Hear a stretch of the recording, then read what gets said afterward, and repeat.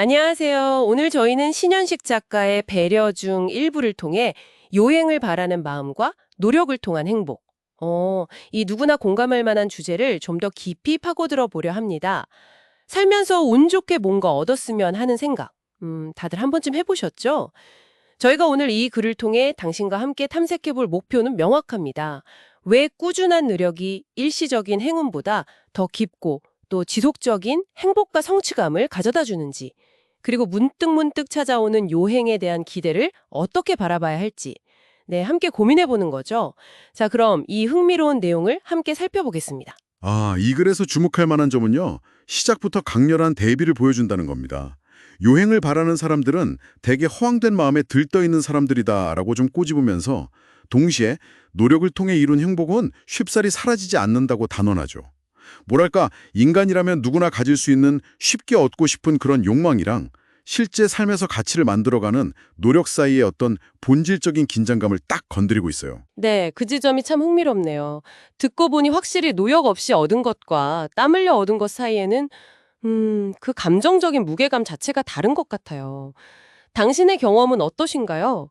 이 글에서도 뭐 깊은 우정이나 따뜻한 사랑, 진정한 성취감 같은 소중한 가치들은 결코 쉽게 얻어지지 않는다고 말하잖아요. 그렇죠. 시간을 투자하고 정성을 쏟아야만, 네, 비로소 얻을 수 있는 것들이죠. 작가가 직접 묻기도 하고요. 여러분이 지금까지 얻은 소중한 것들 중에 노력 없이 얻어진 게 몇 개나 되냐고요. 바로 그겁니다. 쉽게 얻은 건 그만큼 좀 가볍게 여겨지거나 예상치 못하게 사라지기 쉽다는 그런 통찰이죠. 반면에 노력하는 과정 그 자체에서 우리는 인내심을 기르고 문제 해결 능력도 배우고요.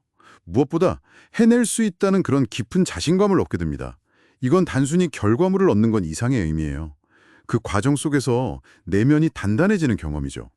작가는 이걸 더 확장해서 노력하는 사람에게는 자연스럽게 어떤 품격 같은 게 배어나온다고까지 표현합니다. 아, 품격이요? 네, 눈빛에서 느껴지는 진실함이나 말의 무게감 같은 것들로 나타난다고요. 그런데 여기서 정말 인상적인 건 작가가 요구하는 노력이 반드시 뭐 거창하고 힘든 것만을 의미하지 않는다는 점이에요.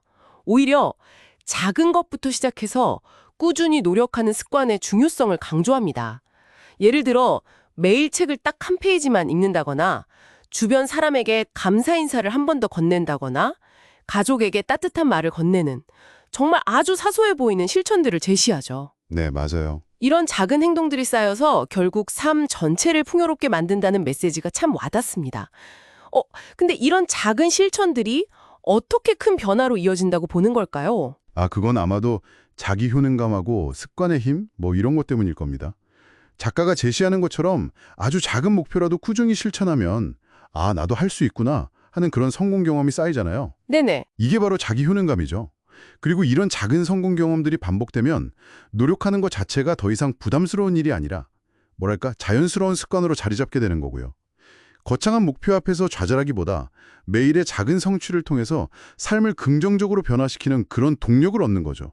그렇군요. 결국 삶을 바꾸는 건 한 번의 큰 결심이 아니라 수많은 작은 실천의 합이다.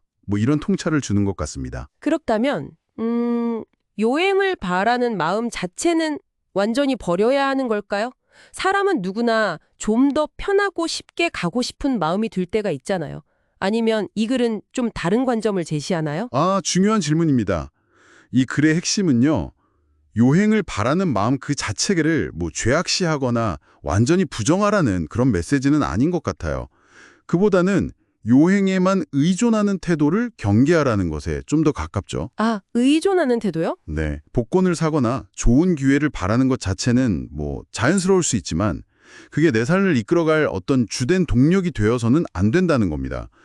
작가는 오히려 내가 만드는 행복을 통한 기쁨, 이 기쁨이 하나하나 쌓여가면서 내 인생은 아름다운 인생으로 변할 것입니다. 이렇게 말하면서 스스로 행복을 만들어가는 그 능동적인 기쁨을 강조해요. 네. 결국 우연히 찾아온 행운보다 내 손으로 직접 일구어낸 성취와 행복이 훨씬 더 값지고 단단하다는 거죠. 네, 정리가 되는 것 같습니다. 오늘 나눈 이야기들을 종합해보면 결국 진정으로 의미 있고 흔들리지 않는 행복은 어떤 외부의 우연한 행운에 기대기보다 우리 자신의 꾸준한 노력과 성실함, 그리고 그 과정 속에서 얻는 성장과 기쁨을 통해 만들어진다는 그런 강력한 메시지를 얻을 수 있네요. 맞습니다. 결국만큼이나 과정 자체를 소중히 여기고 일상 속 작은 실천들을 꾸준히 쌓아나가는 것의 가치, 이걸 다시금 생각하게 됩니다. 맞습니다. 그리고 마지막으로 이 글이 던지는 또 다른 생각할 거리를 당신께 좀 나눠드리고 싶습니다. 바로 노력하는 사람의 선한 영향력에 대한 언급인데요. 선한 영향력이요? 네. 작가는 이 성실함이 주변 사람들에게 선한 영향력을 줍니다.